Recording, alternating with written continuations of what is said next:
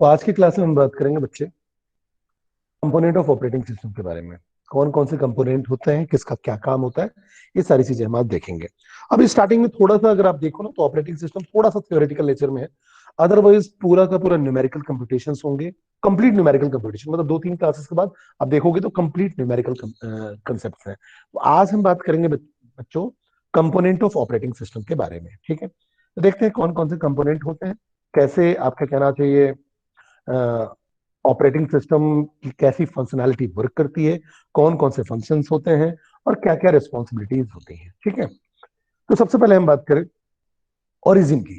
तो अगर हम देखें तो जो ऑपरेटिंग सिस्टम है, ठीक है, वो आपका क्या कहते हैं, बहुत सारे टास्क को हैंडल करता है। तो बट ऑब्वियस है, it is a large and complex system that can only be created by partitioning into small pieces. These pieces should be a well-defined portion of the system with carefully defined input, output and functions. तो simple सी बात है कि जो हमारा operating system जो है, जो हमने पढ़ा था कि एक मैनेजर है जिसका मेनली काम क्या है कि वो क्या करना है, प्रोटोकॉल डिफाइन करना, ठीक है, साथ में कम्युनिकेशन प्रोवाइड करना। मतलब सिंपल सी बात करें तो आपकी बात करें तो हमारे पास इनपुट है, फिर हमारे पास ऑपरेशंस में देखें तो आउटपुट है, फिर हमारे पास डिफरेंट फंक्शनैलिटीज हैं, पेरीफेरल्स हैं। इनके सबके साथ जो है आपके जो इंटरेक्शन, जो कंप्लीट इंटरेक्शन हो रहा है, ये मेनली रिस्पॉन्सिबिलिटी है ऑपरेटिंग सिस्टम की। ठीक है, लेकिन आप ऐसा कह सकते हो कि जितने भी हमारे ऑपरेटिंग सिस्टम है सबके स्ट्रक्चर सेम नहीं है। जैसे अगर हम मैक ऑपरेटिंग सिस्टम की बात करें, यूनिक्स की बात करें, लिनक्स की बात करें, विंडोज ऑपरेटिंग सिस्टम की बात करें और दूसरे सन सोलारिस और डिफरेंट ऑपरेटिंग सिस्टम की हम बात करें, तो सबके स्ट्रक्चर जो है वो आपके क्या कहते हैं, सेम नहीं है। लेकिन आप ऐसा कह सकते हो कि जो कंपोनेंट्स होते हैं वो सब में सेम है। फंक्शनैलिटी डिफरेंट हो सकती है, स्ट्रक्चर डिफरेंट हो सकता है, कराची फंक्शनैलिटी में थोड़े से क्या कहते हैं चेंजेस हो सकते हैं, लेकिन स्ट्रक्चर सेम नहीं होते। ठीक है, ध्यान रखना। मतलब फंक्शनैलिटी डिफर हो सकती है, स्ट्रक्चर भी आपका क्या कहते हैं डिफरेंट होता है, लेकिन अगर हम बात करें ऑपरेटिंग सिस्टम के जो कंपोनेंट्स होते हैं वो आपके सिमिलर होते हैं। जैसे कि अगर हम बात करें फाइल की बात करें, प्रोसेस की बात करें, मेमोरी की बात करें, इनपुट आउटपुट डिवाइसेस की बात करें, ये आपके सेम होते हैं। ठीक है, तो हम अब बात करते हैं सबसे पहले ऑपरेटिंग सिस्टम के कंपोनेंट्स के। तो देखो, अगर हम ऑपरेटिंग सिस्टम के कंपोनेंट को डिवाइड करें तो इनको हम further file management, process management, input output device management, network management, secondary storage management, security management, इन सारी कैटेगरी में डिवाइड कर सकते हैं। एक एक को हम बड़े आराम से समझने की कोशिश करते हैं। सबसे पहले हम अगर बात करें फाइल मैनेजमेंट की, तो फाइल मैनेजमेंट आपका होता क्या है। तो अगर फाइल मैनेजमेंट की बात करो तो सिंपल सी बात है, जब आप क्या करते हो, फाइल को क्रिएट करते हो, डिलीट करते हो, डायरेक्टरी आप बनाते हो, डिलीट करते हो, ये सारी की सारी क्या है ना, जैसे कि आप फाइल ओपन कर रहे हो, क्लोज कर रहे हो, ये सारी की सारी क्या है, फाइल मैनेजमेंट का पार्ट है। मतलब रीडिंग हो गया, राइटिंग हो गया, ठीक है, डिफरेंट कहना चाहिए आपके ऑपरेशंस हो गए, ये सारे के सारे जो है फाइल मैनेजमेंट के काम है। तो आप ऐसा बोल सकते हो कि file management involve in simple creating a file, ठीक है, deleting a file, creating directory, deleting directory, ठीक है, और it also involves opening and closing of the files. ठीक है, read operation, write operation, operation हो गया, और डिफरेंट भी हम कहना चाहिए डिपोजिशन की बात करें, सारे के सारे फाइल मैनेजर के काम होते हैं। बड़े सिंपल सिंपल से कंसेप्ट है। तो file manager is the manager in the operating system that creates the illusion that there are files and folder being stored in computer memory. From the computer point of view, there is no such thing as file. In fact, according to computer, there is only blocks of memory, either allocated or unallocated. अब real में अगर हम बात करें तो सीधी सी बात है, यहाँ पर हमारे पास क्या है, मेमोरी है। ठीक है, अब मेमोरी जो है वो हमारा क्या है, सिंपल ब्लॉक्स के टर्म में।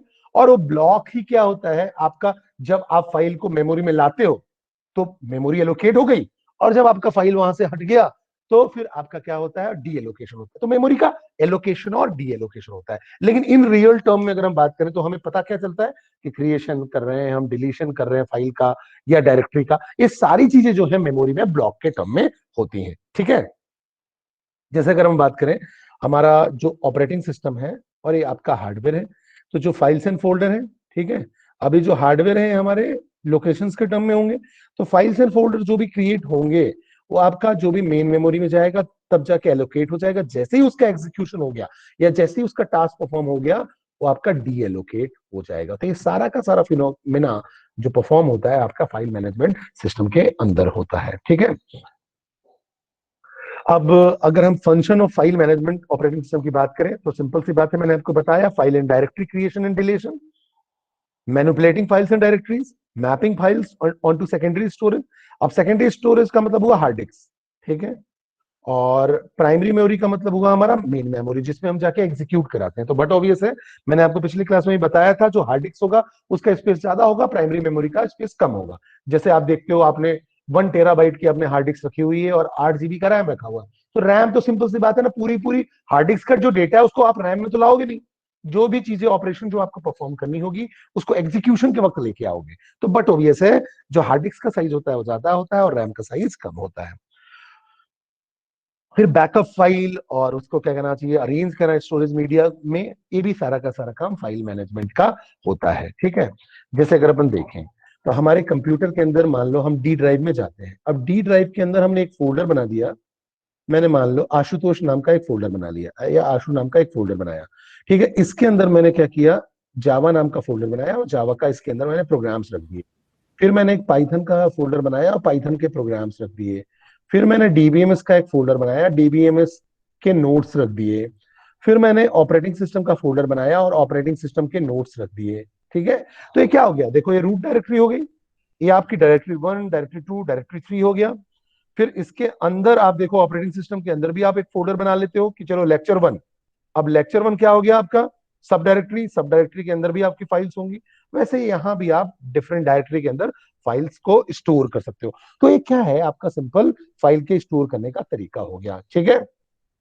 जैसे देखो ग्राफिकल आपको ऐसा दिखता है कि जैसे कि मैंने कोई ड्राइव में गया, उसके अंदर फिर एक ड्राइव, फिर उसके अंदर सब ड्राइव, तो ये सारा का क्या हो गया, डायरेक्टरी, डायरेक्टरी के अंदर आपका फोल्डर, और उसका ये देखो आपका ग्राफिकल आपका व्यू ये आपका दिख रहा है कि मैंने फाइल्स ऐसे आपके स्टोर्ड है, ठीक है। अब दूसरी बात हम एक्सक्यूज मी सर। हाँ जी, सर एक बच्चा ज्वाइन करने की कोशिश कर रहा है सर। ओके।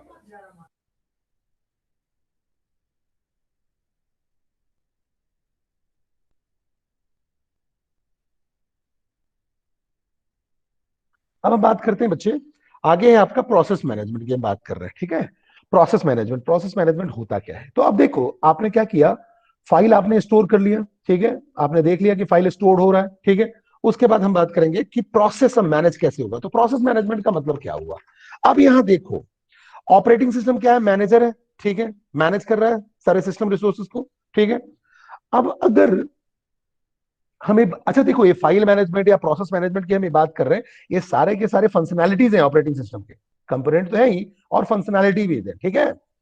अब अगर हम बात करें कि अगर हम प्रोसेस मैनेजमेंट की बात करें तो प्रोसेस मैनेजमेंट का मतलब क्या हुआ, अगर ऑपरेटिंग सिस्टम की बात करो तो ऑपरेटिंग सिस्टम क्या करता है, प्रोसेस को लेता है। ये हमने देखा था पिछली क्लासेस में, हमने पढ़ा हुआ है कि ऑपरेटिंग सिस्टम का मेन टास्क क्या था, ऑपरेटिंग सिस्टम क्या करता है, प्रोसेस जो भी आपके रैम में पड़े हुए, जैसे आपकी रैम बोल रहा हूँ, आपके कहना चाहिए जॉब पूल में प्रोसेसेस होंगे, P1, P2, P3 ऐसे करके P4 प्रोसेसेस होंगे। P1 को पिक करेगा, एग्जीक्यूट करेगा, एग्जीक्यूट करने के बाद फिर P2 लेगा, P3 लेगा। अब जो भी वो कहना चाहिए जिस टाइप का ऑपरेटिंग सिस्टम है, जैसे अगर मान लो मल्टीटास्किंग है, मल्टी प्रोग्रामिंग है, मल्टी प्रोसेसिंग है, ठीक है, टाइम शेयरिंग है, जिस टाइप का भी आपका कहना चाहिए ऑपरेटिंग सिस्टम है, उसके हिसाब से वो कहना चाहिए प्रोसेस को इन करता है और उसको फिर सीपीयू प्रोवाइड करता है, मतलब प्रोसेसिंग यूनिट प्रोवाइड होती है। और जब प्रोसेसिंग यूनिट मिल गई तो उसको एग्जीक्यूट करेगा। तो सिंपल सी बात है, it is the responsibilities of the operating system to create new process and execute it. It also perform process scheduling, dispatching, ठीक है। अब क्या होगा, किसी प्रोसेस को सस्पेंड भी कर सकता है, रिज्यूम भी कर सकता है। सस्पेंड कब कर देगा, जैसे कि उसने क्या कहते हैं, आ, उसको कोई दूसरी रिसोर्सेज चाहिए, तो क्या करेगा, प्रोसेस फिर जो अपना प्रोसेसिंग यूनिट होगा वो किसी दूसरे प्रोसेस को मिल जाएगा। तो यहाँ सस्पेंड भी होता है, फिर कहना चाहिए प्रोसेस का रिज्यूम भी होता है, मतलब जब कहना चाहिए उसके दूसरे अदर टास्क परफॉर्म हो गए और फिर से उसको जब प्रोसेसिंग यूनिट चाहिए और आपका जब सीपीयू फ्री होगा, उसका चांस जब आएगा शेड्यूलर के अकॉर्डिंग, तब फिर से उसको कहना चाहिए जो प्रोसेसिंग यूनिट है या जो सेंट्रल प्रोसेसिंग यूनिट है जो सीपीयू है, वो आपको मिल जाएगा, ठीक है। तो प्रोसेस मैनेजमेंट में प्रोसेस को हैंडल करने का तरीका है, और ये भी साथ में है कि इंटर कम्युनिकेशन भी प्रोवाइड करता है, बिकॉज इंटर कम्युनिकेशन का मतलब communication can be done by the operating system. तो इंटर कम्युनिकेशन भी प्रोसेस के बीच में इंटर कम्युनिकेशन भी प्रोवाइड करता है। जितने भी आपके प्रोसेसेस हैं उनके बीच में इंटर कम्युनिकेशन भी प्रोवाइड करता है। ठीक है, तो ये आपका क्या हो गया, इंटर कम्युनिकेशन की भी बात हो रही है, आपस में इंटर कम्युनिकेशन भी हो रहा है। ठीक है, तो अब अगर हम बात करें, तो अगर हम देखें, the process management component is a procedure for managing the many processes that are running simultaneously on the operating system। ये हमने पहले भी पढ़ा हुआ है। Every software application program has one or more processor associated with them when they are running। जैसे कि हम Google Chrome ब्राउजर यूज करते हैं, there is a process running for that browser program। The OS also has many processes running which performing various functions। तो उनको क्या करना, simple सी बात है, memory and other resources provide करना और साथ में सीपीयू प्रोवाइड करना। ठीक है, जो सेंट्रल प्रोसेसिंग यूनिट है वो प्रोवाइड करना। तो all these processes should be manage by process management which keep processes for running efficiently. ठीक है, दूसरी बात हम अगर करें, it also uses memory allocated to them and shutting them down when needed। ठीक है, तो बट ऑब्वियस है कि जो हमारा एग्जीक्यूशन है प्रोसेस का, वो आपका कैसा है, सिक्वेंशियल है। At least one instruction should be executed on behalf of the processes. ठीक है, तो ये सारे के सारे काम जो हमारे होते हैं ये प्रोसेस मैनेजमेंट के पार्ट है। अब इसमें क्या हुआ, प्रोसेस क्रिएशन हो सकता है, प्रोसेस डिलीशन होगा, सस्पेंशन होगा, जब जरूरत होगी फिर रिजम्पशन होगा, और प्रोसेस का सिंक्रोनाइजेशन होगा और इंटर कम्युनिकेशन होगा, आपस में कम्युनिकेशन होगा, कम्युनिकेशन प्रोसेस होंगे। ये सारा काम प्रोसेस मैनेजमेंट का है। ठीक है, उसके बाद बात करते हैं, अगर प्रोसेस मैनेजमेंट की बात करें तो इंटरनली जो प्रोसेस कहना चाहिए एग्जीक्यूट होता है, इंटरनली प्रोसेस के क्या क्या एट्रीब्यूट हो सकेंगे होंगे। इंटरनली अगर आप देखोगे तो प्रोसेस का आईडी होगा, प्रोग्राम काउंटर होगा। जब एक प्रोसेस मान लो एग्जीक्यूट हो रहा होगा तो मान लो काउंटर 1 है, दूसरे प्रोसेस के लिए 2 है, ऐसे करके प्रोसेस के काउंटर होंगे। प्रोसेस का स्टेट होगा, ये हम पढ़ेंगे बाद में, जैसे स्टार्ट स्टेट में है, रेडी स्टेट में है, रनिंग स्टेट में है, वेट कर रहा है या प्रोसेस टर्मिनेट हो गया है, ये हम देखेंगे बड़े डिटेल में। हम सीपीयू शेड्यूलिंग में पढ़ेंगे कि आपका रेडी क्यू क्या होता है, प्रोसेस रनिंग स्टेट में कब होता है, प्रोसेस वेट कब कर रहा होता है, प्रोसेस टर्मिनेट कब हो रहा होता है, ये सारा का सारा हम पढ़ेंगे। प्रोसेस की कोई प्रायोरिटी तो नहीं है, ये भी हम पढ़ेंगे कि प्रोसेस की प्रायोरिटी क्या होती है। ठीक है, जैसे कि मान लो अगर हम देखें, अगर प्रायोरिटी को समझना है तो प्रायोरिटी को हम ऐसे समझ सकते हैं बच्चे, कि जैसे कि मान लो कोई आप टेंपल में विजिट करते हो, टेंपल में भगवान के दर्शन करने जाते हो बच्चे, तो आपने देखा होगा अगर कोई नेताजी आ गए या कोई वीआईपी पर्सन आता है, तो उसको क्या होता है, उसको पहले कहना चाहिए, उसको विजिट करने का मौका पहले मिल जाता है, भगवान के दर्शन करने का पहले मिल जाता है। तो यहाँ देखो, तो होता क्या है, यहाँ प्रायोरिटी होगी। प्रायोरिटी मतलब उसको पहले दर्शन करा के, क्योंकि भैया वो वीआईपी पर्सन है, उसको पहले हम दर्शन करा के उसको सिक्योरिटी रीजन से बाहर भेज देते हैं। अगर मान लो दिन भर वीआईपी आते रहे तो आप वेटिंग में रहोगे, आप वेट करते रहोगे, आप दिन भर वेट करते रहोगे। ठीक है, इस कंडीशन को हम स्टारवेशन भी बोलते हैं। मतलब आपकी वेटिंग जो कंडीशन है वो आपका सिंपल से कहा क्या होगी, मतलब वेटिंग कंडीशन खत्म ही नहीं हो रही है, आप वेट ही करते जा रहे हैं, तो पता चला आपको कभी मौका ही नहीं मिला। ठीक है, तो ये प्रायोरिटी वाली बातें हैं, सारी चीजें हम बड़े डिटेल में आगे पढ़ने वाले हैं, इसमें न्यूमेरिकल्स भी होते हैं। ठीक है, फिर रजिस्टर्स होते हैं जनरल पर्पस। ठीक है, फिर ओपन फाइल्स होते हैं, ओपन डिवाइसेस होते हैं, these are the process attributes. और फिर ये जो हैंडल होता है प्रोसेस टेबल, या कहना चाहिए उसको हम पीसीबी के टर्म में हैंडल करते हैं, जो भी आपका कंट्रोल ब्लॉक होता है उसके थ्रू आप उसको हैंडल करते हो। ठीक है, अब कंट्रोल ब्लॉक में इनको आपने हैंडल कर ली, उसी में आपका कहना चाहिए प्रोग्राम का काउंटर होगा, प्रोसेस का आईडी होगा, प्रोसेस का स्टेट होगा कि वो स्टार्ट स्टेट में है, रेडी स्टेट में है, रनिंग स्टेट में है, या टर्मिनेटेड स्टेट में है, या वेट कर रहा है, दूसरे वेट कर रहा है कि कब कहना चाहिए रिसोर्स फ्री हो तो मैं उसको ले पाऊं, क्योंकि वो रिसोर्स जो है वो दूसरे ने एक्वायर करके रखा हुआ है। फिर जनरल पर्पस रजिस्टर्स होंगे, ओपन फाइल्स होंगे, ओपन ड्राइव्स होंगे। तो ऐसे करके प्रोसेस मैनेजमेंट होता है। यहां तक क्लियर हो रहा है? कोई डाउट तो नहीं है किसी को? बोलो बच्चे, कोई डाउट तो नहीं है किसी को? No sir. No sir. Good. फिर हम अगर बात करें तो आगे होता है इनपुट आउटपुट डिवाइस मैनेजमेंट। नाम से समझ में आ रहा है इनपुट आउटपुट डिवाइस मैनेजमेंट, मतलब सिंपल सी बात है, अगर हम इनपुट आउटपुट की बात कर रहे हैं तो हम बात कर रहे हैं हार्डवेयर डिवाइसेस की। ठीक है, तो अब हार्डवेयर डिवाइसेस में हम ये देखें कि हार्डवेयर डिवाइसेस प्रॉपर फंक्शन कर रही है कि नहीं कर रही है। प्रॉपर फंक्शन कर रही है मतलब एरर्स तो नहीं है, जब जरूरत है यूजर को तो यूजर को क्या कहते हैं एक्सेसिबिलिटी मिल रही है। ठीक है, एफिशिएंट प्रोग्रामिंग एनवायरनमेंट मिल रहा है नहीं मिल रहा है। कल से बेटा मैं इन नहीं करूंगा ना दोबारा बीच में, हाँ मैं दूसरे टॉपिक पे जब आऊंगा तो मैं इन कर लूंगा। ठीक है, टाइम पे इन किया करो, मैं 10 मिनट देता हूँ, 10 मिनट बहुत सफिशिएंट होते हैं। ठीक है, बात अटेंडेंस की नहीं है। टाइम मैं आपको सफिशिएंट टाइम देता हूँ, 10 मिनट का टाइम बहुत होता है बच्चे। अब बीच बीच में आप इंटरप्ट करोगे ना, दिक्कत होती है, ध्यान रखा करो टाइम का। तो अब अगर हम बात करें बच्चे, तो मैंने बात की कि हमारे पास इनपुट आउटपुट डिवाइस मैनेजमेंट की बात करें, तो इनपुट आउटपुट डिवाइस मैनेजमेंट में हमने देखा कि आप जो इनपुट आउटपुट डिवाइस यूज कर रहे हो वो आपके एरर फ्री है, ठीक है, यूजर को कन्वीनियंटली मिल पा रहे कि नहीं मिल पा रहे, ठीक है, एफिशिएंटली उनको अवेलेबल हो पा रहे हैं कि नहीं हो पा रहे। तो ये सारे काम जो होंगे, मैं कहना चाहिए हार्डवेयर से रिलेटेड, जो इनपुट आउटपुट डिवाइस की बात कर रहे हैं वो आपका सिंपल सी बात है एब्स्ट्रैक्ट लेवल या हार्डवेयर डिवाइसेस की बात कर रहे हैं, ठीक है। ये सारी फंक्शनैलिटी भी हमारा ऑपरेटिंग सिस्टम करता है। तो इनपुट आउटपुट जो मैनेजमेंट होता है ऑपरेटिंग सिस्टम का, ऑपरेटिंग सिस्टम में वो कैसे होगा, बफर कैशिंग सिस्टम के थ्रू, बफर कैशिंग सिस्टम देगा, ठीक है। It provide general device driver code भी देगा, it provide drivers for particular hardware devices. Input output help you to know the individuals of a specific device. But obvious है सारे specific device के लिए driver available कराना, उनके बीच आपस में कैसा कोऑर्डिनेशन है ये प्रोवाइड करना, दूसरे का सपोर्ट प्रोवाइड करना, ठीक है, फिर सबके इंडिविजुअल स्पेसिफिक डिवाइस की कॉन्फ़िगरेशन, ये भी सारी चीजें बताना, ठीक है।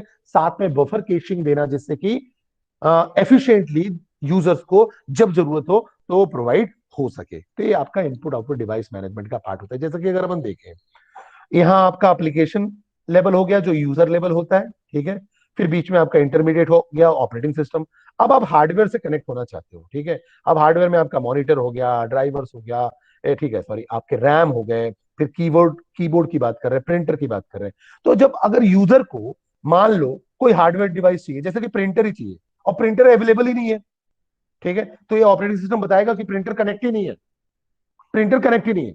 उसको मान लो कहना चाहिए हमें कोई इनपुट आउटपुट डिवाइस या जॉयस्टिक हमको मान लो ऐड किया हुआ है, और जॉयस्टिक का हम सॉफ्टवेयर हमने ऐड कर लिया और उसके थ्रू हम जॉयस्टिक को क्या करना चाहते हैं, एक्सेस करना चाहते हैं। अब वो अवेलेबल है या नहीं है ये सारा कुछ कौन बताएगा, ऑपरेटिंग सिस्टम बताएगा। मैंने अब बोला फैक्स चाहिए मुझे, फैक्स हमें चाहिए, लेकिन फैक्स जो डिवाइस है वो आपके कंप्यूटर से कनेक्ट है या नहीं है, ये कौन चेक करेगा, तो ऑपरेटिंग सिस्टम चेक करेगा, ठीक है। किसका पार्ट आएगा, ये इनपुट आउटपुट डिवाइस मैनेजमेंट के अंतर्गत आएगा, ठीक है। अब बात करते हैं नेटवर्क मैनेजमेंट की। तो जैसे अगर हमने बात की फाइल मैनेजमेंट और फिर हमने बात की कहना चाहिए इनपुट आउटपुट डिवाइस मैनेजमेंट, वैसे ही आपका सिंपल सी बात है नेटवर्क मैनेजमेंट होता है। नेटवर्क मैनेजमेंट का मतलब ये हुआ कि अगर आपका कंप्यूटर किसी सर्वर से कनेक्टेड है तो रिस्पॉन्सिबिलिटी नेटवर्क मैनेजमेंट की है कि वो देखे कि जो कनेक्शन है वो प्रॉपर है कि नहीं है, बैंडविड्थ प्रॉपर मिल रही कि नहीं मिल रही है, रिसोर्सेस रिसोर्सेस शेयर्ड हो रहे हैं कि नहीं हो रहे हैं। तो बट ऑब्वियस है नेटवर्क मैनेजमेंट जो है is the process of administrating and managing computer network, जो कंप्यूटर नेटवर्क को मैनेज कर सके। जैसे सर्वर से आपके नोट्स अगर आपके कनेक्टेड हैं तो ये रिस्पॉन्सिबिलिटी नेटवर्क मैनेजमेंट की है कि सारी चीजों को देखे, एडमिन करे, मैनेज करे, ठीक है। अब इसमें क्या होगा, इसमें क्या क्या चीजें होंगी, परफॉर्मेंस, फॉल्ट, अगर फॉल्ट आता है उस केस में कैसे उसको हैंडल करोगे, ठीक है, और जब फॉल्ट आ गया तो उसको आप मेंटेन कैसे करोगे, क्वालिटी ऑफ सर्विस कैसे दोगे, इस सारा काम किसका होगा, नेटवर्क मैनेजमेंट का होगा, ठीक है। अगर डिस्ट्रीब्यूटेड सिस्टम है, कंप्यूटर प्रोसेसर्स हैं जो आपस में शेयर नहीं कर रहे हैं अपनी मेमोरी को, ठीक है, उस सिस्टम में क्या करेगा, प्रोसेसर के पास खुद की लोकल मेमोरी होगी, तो प्रोसेसर क्या करेंगे, कम्युनिकेट करेंगे with each other using different communication like, जैसे कि फाइबर ऑप्टिक्स हो गया, टेलीफोन लाइंस हो गया, ठीक है, या कहना चाहिए वाईफाई डिवाइसेस से कनेक्ट हो जाएंगे। तो नेटवर्क मैनेजमेंट ये सारी चीजें नेटवर्क से रिलेटेड सारी जो कहना चाहिए मैनेजमेंट है, एडमिनिस्ट्रेशन है, फॉल्ट एनालिसिस है, प्रोविजनिंग है, और कहना चाहिए इसको क्वालिटी ऑफ सर्विस को मेंटेन करना है, इस सारा का सारा काम नेटवर्क मैनेजमेंट का होता है, ठीक है। अब इसमें मैंने आपको डिस्ट्रीब्यूटर सिस्टम ही बताया। तो डिस्ट्रीब्यूटर सिस्टम क्या करेगा, help you to various computing resources in size and function, ठीक है। अब अगर इसको देखो तो माइक्रो प्रोसेसर में यूज हो सकता है, मिनी कंप्यूटर में यूज हो सकता है, और जनरल कंप्यूटर सिस्टम में भी यूज हो सकता है, ठीक है। साथ में वेरियस रिसोर्स को हम शेयर करेंगे, ठीक है, यूजर एक्सेस करेंगे, ये सारा काम करेगा। रिसोर्स शेयरिंग की बात होगी तो रिसोर्स जब शेयर होंगे तो डेटा अवेलेबिलिटी की बात होगी। अब डेटा जो अवेलेबिलिटी है वो डेटा अवेलेबिलिटी आपके टाइम पे हो जाए, ये सारा का सारा काम नेटवर्क मैनेजमेंट का होगा। जैसा कि देखो ये आपका नेटवर्क में आपका सिस्टम है। अब नेटवर्क में आपके जो सिस्टम है ये आप देखो, ये आपके प्रॉपरली नेटवर्क में कनेक्टेड हैं, ठीक है, कोई फॉल्ट तो नहीं आ रहा है। तो सर्वर ये इंश्योर करेगा कि किसी भी नेटवर्क में कोई फॉल्ट आया रिसोर्सेस अगर शेयर्ड हो रहे हैं तो कौन कौन से रिसोर्स शेयर्ड हो रहे हैं और अवेलेबल हो पा रहा है कि नहीं हो पा रहा है, अगर अवेलेबल हो गया तो टाइमली मिला या नहीं मिला, ये सारी चीजें, ये पूरा का पूरा नेटवर्क मैनेजमेंट सिस्टम का पार्ट होगा। अब हम बात करेंगे मेन मेमोरी मैनेजमेंट की। तो देखो मेन मेमोरी मैनेजमेंट की अगर हम बात करें तो देखो, अगर हम बात करते हैं मेन मेमोरी की, तो मैंने आपको बताया कि अगर अब हम सिंपल कहना चाहिए ऑपरेटिंग सिस्टम की बात करें तो ऑपरेटिंग सिस्टम का साइज तो ज्यादा होता है, ठीक है। क्यों? क्योंकि उसमें तो डेटा जो है रियल में पूरा का पूरा स्टोर्ड है। लेकिन मेन मेमोरी में हम कब लाते हैं? जब हमारा एग्जीक्यूशन करना होता है। तो जब हम मल्टी प्रोग्रामिंग एनवायरनमेंट की बात करते हैं तो मल्टीपल प्रोग्राम्स होते हैं मेन मेमोरी में साइमल्टेनियसली।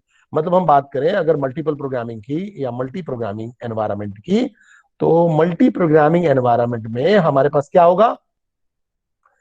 हमारे पास मल्टीपल प्रोग्राम्स हैं। जैसे हमने बोला कि P1 प्रोग्राम भी है, P2 है, P3 है, ऐसे करके हमारे पास P4 P5 ऐसे मल्टीपल प्रोग्राम्स हैं, ठीक है।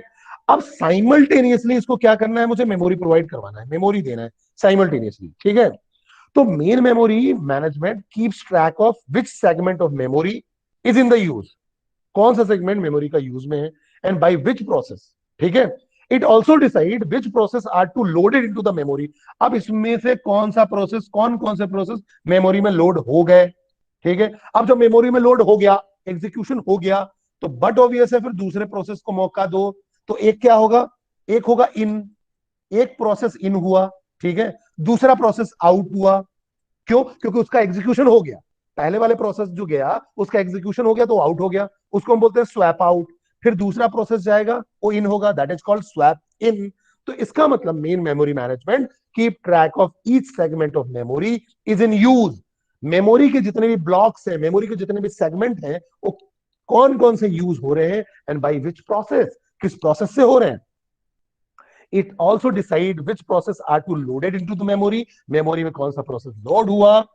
व्हेन स्पेस बिकम्स अवेलेबल, कब वो एग्जीक्यूट हो गया, अब स्पेस खाली हो गया तो दूसरे प्रोसेस को फिर से लोड करना है।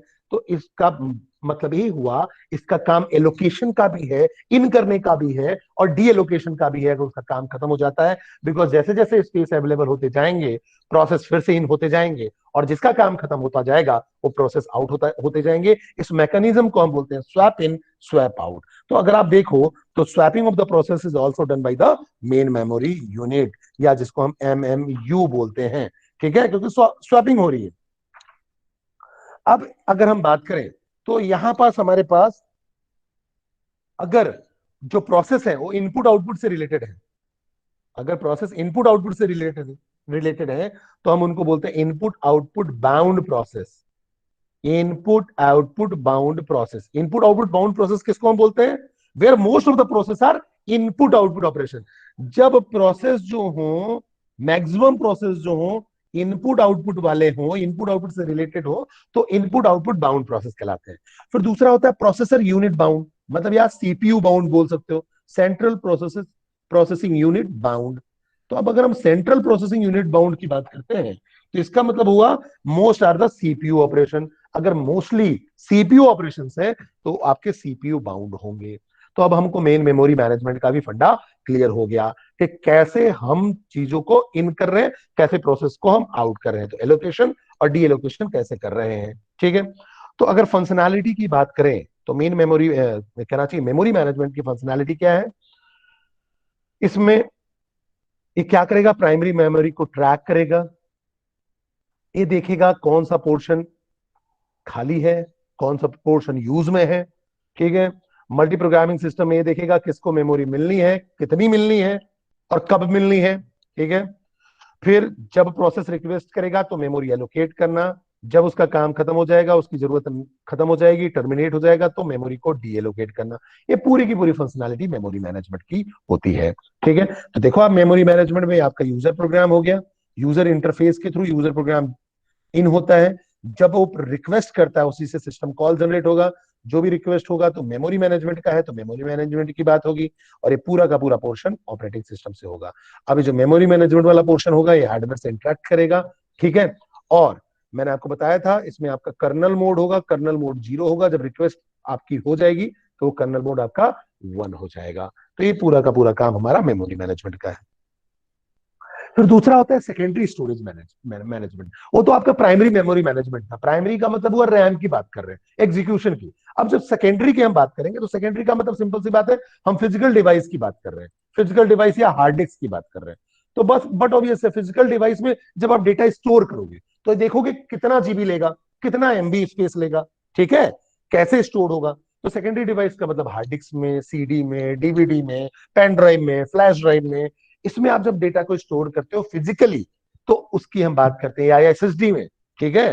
तो जब हम उसकी बात करते हैं तो हम बात करते हैं सेकेंडरी स्टोरेज मैनेजमेंट की।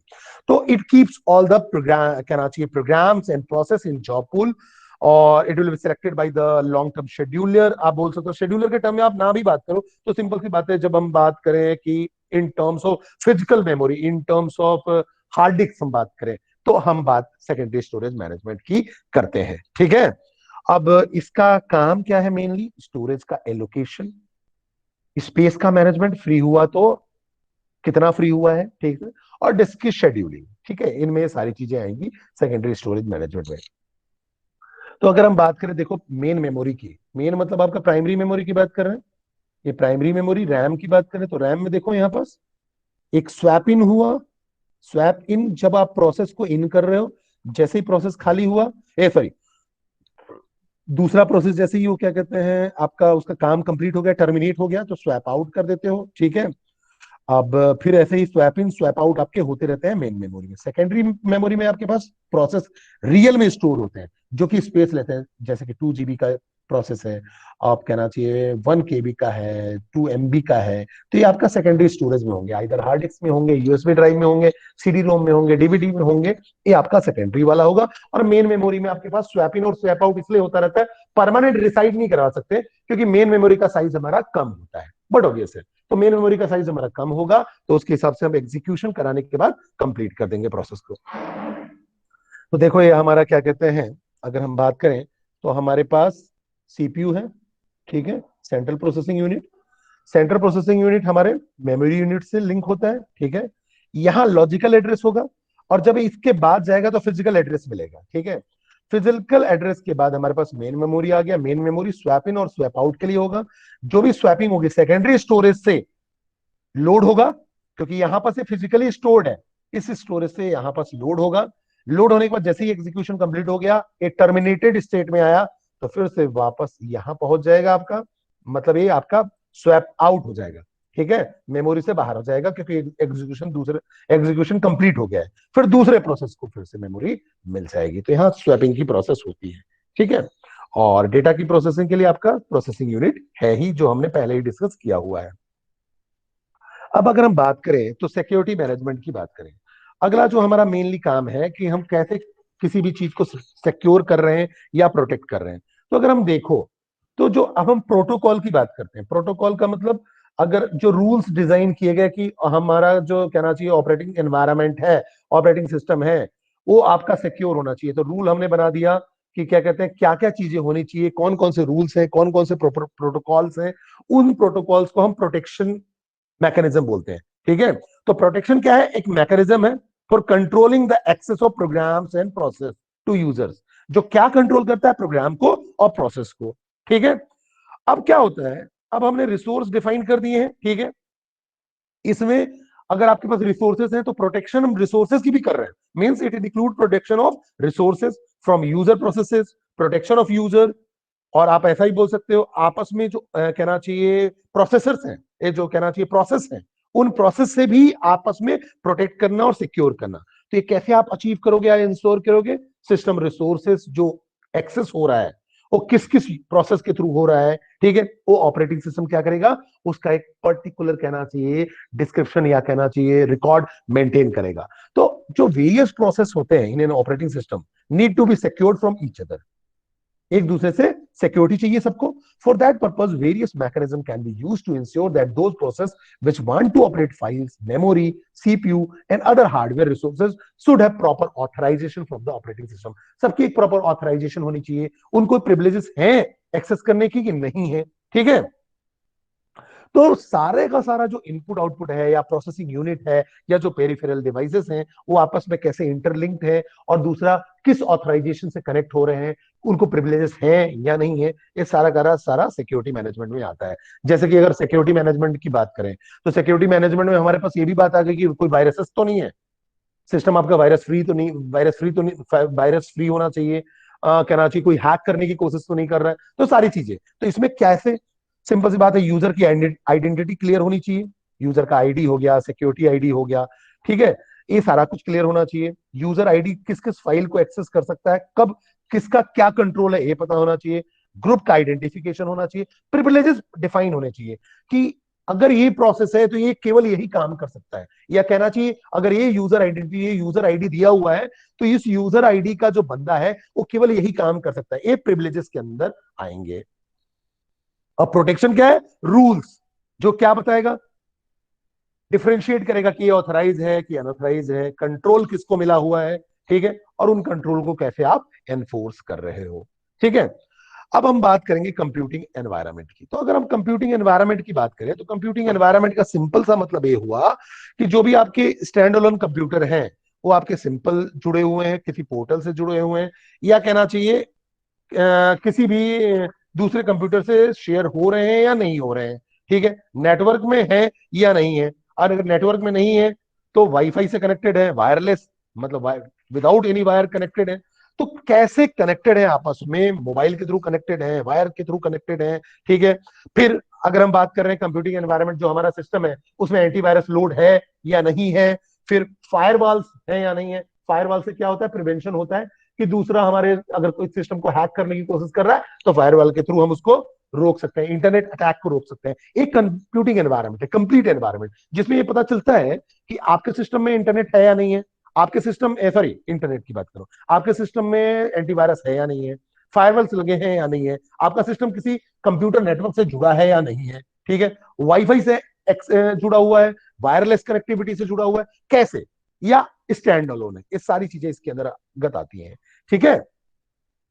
तो हम देखते हैं कि हमारे पास जैसे कि हैंड हेल्ड डिवाइसेस हो गई, जैसे कि हम अपने स्मार्टफोन्स की बात करते हैं, टैबलेट की बात करते हैं, ठीक है। तो इसमें क्या कहते हैं, इसमें भी हमारे पास ऑपरेटिंग सिस्टम है, सब चीजों में ऑपरेटिंग सिस्टम है। तो अब सीधी सी बात है कि जैसे हम एंड्रॉइड की बात करते हैं, आईओएस सिस्टम की बात करते हैं, तो इनके कंप्यूटिंग एनवायरनमेंट में किस टाइप से सिक्योरिटी को आप अप्लाई कर रहे हो, ठीक है। तो सीधी सी बात आ गई इसमें, फिर आपका नेटवर्क की बात आ जाएगी, ट्रांसमिशन कंट्रोल प्रोटोकॉल की बात आ जाएगी, इंटरनेट प्रोटोकॉल की आ जाएगी, देखा जाएगा कि कैसे कैसे किस किस कहना चाहिए किस एरिया से जुड़ा हुआ है, मतलब आपका जो कंप्यूटर है लैन में है, वैन में है, मेट्रोपोलिटन एरिया नेटवर्क में है या पर्सनल एरिया नेटवर्क में है, ये सारी चीजें नेटवर्किंग की है, हम आगे पढ़ेंगे, ठीक है। तो बट ऑब्वियस है आपस में वो इंटरनेट भी कैसे यूज कर रहे हैं, आपस में कैसे शेयर कर रहे हैं, ये सारी चीजें कंप्यूटिंग एनवायरनमेंट का पार्ट होता है। और इसको भी जो कहना चाहिए ऑपरेटिंग सिस्टम कैसे हैंडल करता है, कैसे इस रिकॉर्ड को मेंटेन करता है, सारी चीजें, ये जो आपकी बात होगी कंप्यूटिंग एनवायरनमेंट की बात होगी। तो कंप्यूटिंग एनवायरनमेंट में हमने बात की ट्रेडिशनल, ट्रेडिशनल में नेटवर्क और पोर्टल्स की बात की। फिर हमने मोबाइल, मोबाइल में हमने बात कर दी कि मोबाइल में भी हमारे ऑपरेटिंग सिस्टम है, एंड्रॉइड है इन, और कहना चाहिए आईओएस ऑपरेटिंग सिस्टम है, ये सारे के सारे मोबाइल की बात हो गई। अब डिस्ट्रीब्यूटेड की बात करेंगे, मतलब हमारे पास सिस्टम अब हमारे पास फैले हुए हैं, डिस्ट्रीब्यूटेड वे में है। अब वो आपस में कनेक्टेड होंगे तो लैन के थ्रू हो सकते हैं अगर नेटवर्किंग है।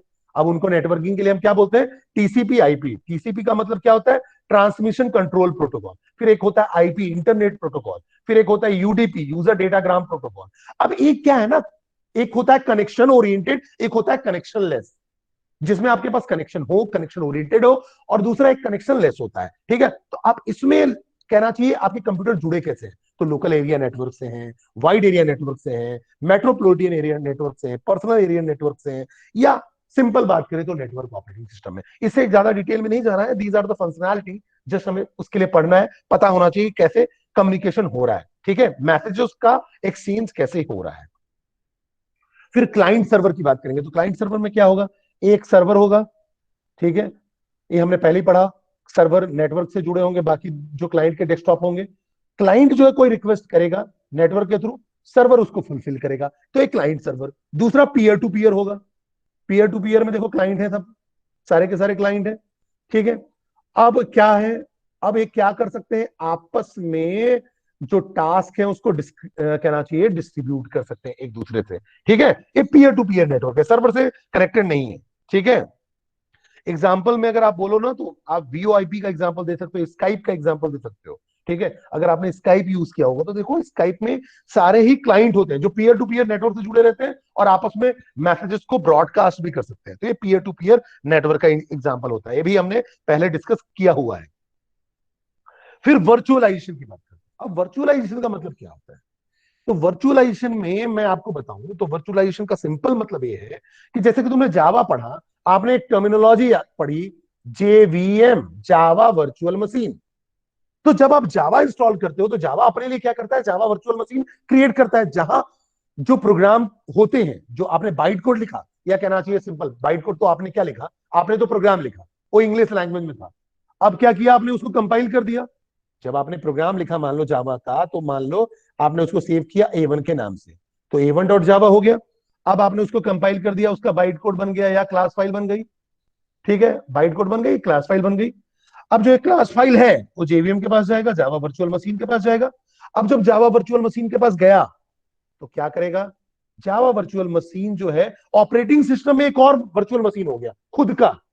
पहले तो एक ऑपरेटिंग सिस्टम है ही ना, अब जावा ने खुद का अपना एक एनवायरनमेंट बना लिया जहां बाइट कोड रीड होंगे और कहीं नहीं रीड हो पाएंगे। मतलब अगर जावा का वर्चुअल मशीन नहीं है तो बाइट कोड रीड नहीं होंगे, तो ये भी एक क्या हो गया, एक वर्चुअल मशीन बन गया, या कहना चाहिए वर्चुअल ऑपरेटिंग सिस्टम बन गया खुद का, जिसमें वो उससे रिलेटेड प्रोग्राम को एग्जीक्यूट कर सकते हैं। वहां इंटरप्रिटेशन होगा जो कि क्या करेगा, जो बाइट कोड होगा उसको अंडरस्टैंड कर पाएगा। तो वैसे ही ऑपरेटिंग एनवायरनमेंट होते हैं, उनके थ्रू हम अलग अलग कहना चाहिए कंपनीज के, हम कहना चाहिए वर्चुअलाइजेशन मैकेनिज्म के थ्रू एक वर्चुअल मशीन क्रिएट कर देते हैं, जिसका अगर देखा जाए तो रियल एग्जिस्टेंस तो नहीं है, आपको पता तो नहीं चल रहा है, लेकिन उनके स्पेसिफिक प्रोग्राम के लिए वो यूज होते हैं। तो ऐसे एनवायरनमेंट को हम वर्चुअल एनवायरनमेंट बोलते हैं, ठीक है। तो इन वर्चुअल एनवायरनमेंट में हम चीजों को रन कर सकते हैं, एग्जीक्यूट कर सकते हैं, नेटिव कोड को रन कर सकते हैं और होस्ट से कनेक्ट भी हो सकते हैं, ठीक है।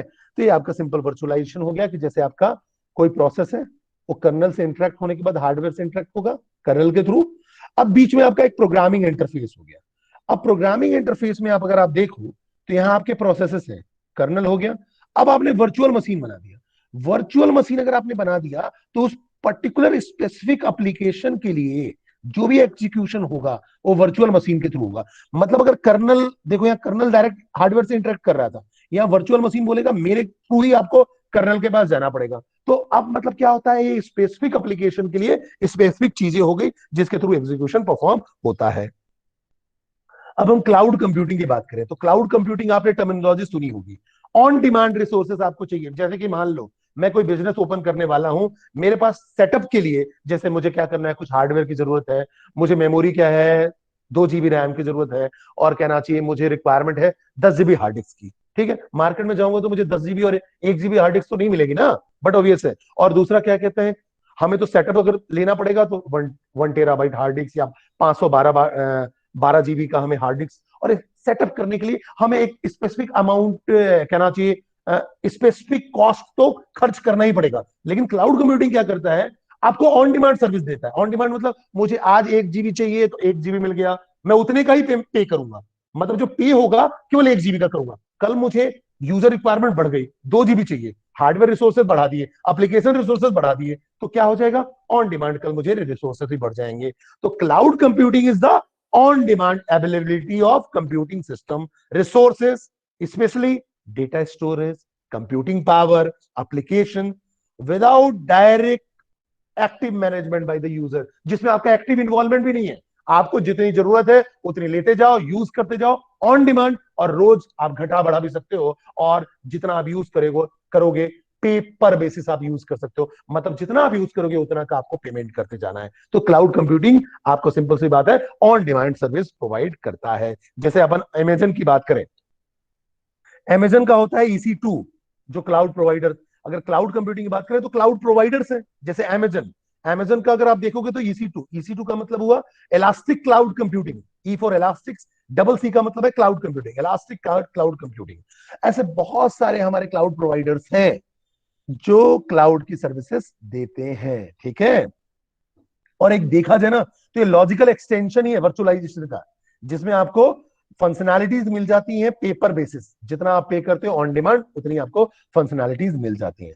अब इसमें अगर आप देखो तो पब्लिक क्लाउड होता है, ठीक है। पब्लिक क्लाउड की बात करें तो सिंपल सी बात है, इस सबके लिए अवेलेबल होता है। प्राइवेट क्लाउड की बात करें तो एक कंपनी के लिए होगा, जिसको अगर ना सिक्योर डेटा, मतलब डेटा सिक्योरिटी की भी बात हो रही है जहां।